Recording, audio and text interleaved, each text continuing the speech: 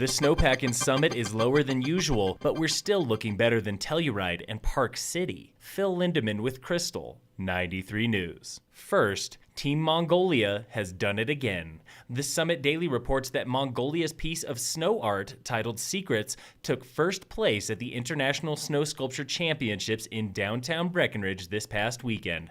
Second place went to Team China for Thinker, that team won last year, and third went to Team Wisconsin with Dance Devine.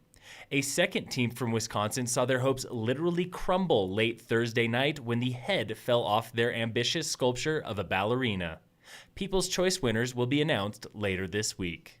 Telluride is the latest member of the Epic Pass family. Earlier today, Vail announced it has partnered with Telluride for 7 days of unrestricted skiing next season. That brings the Epic Pass total to 46 mountains across the world. Telluride joins the Epic Pass as a partner, similar to Arapahoe Basin. Vail Resorts did not purchase Telluride.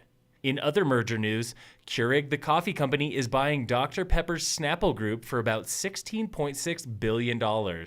This from the Associated Press. The purchase still has to be approved by Dr. Pepper shareholders, but experts say the merger will bring the group's annual sales to about $11 billion. That's a quarter of Coca-Cola Company at $41 billion and 1/6 of PepsiCo at $63 billion.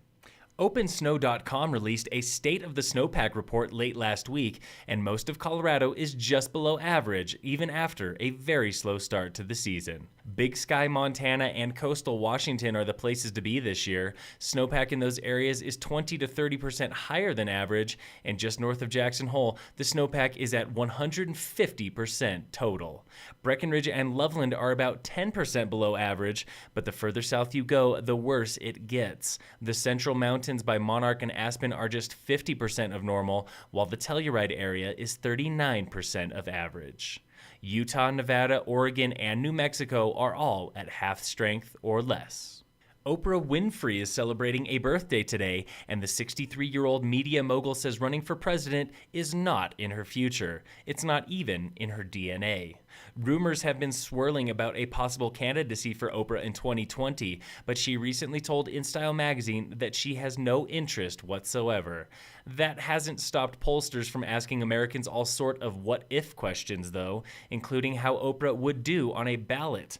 Right now, CNN reports she would beat Donald Trump by 9 points, but she would still lose to Bernie Sanders or Joe Biden.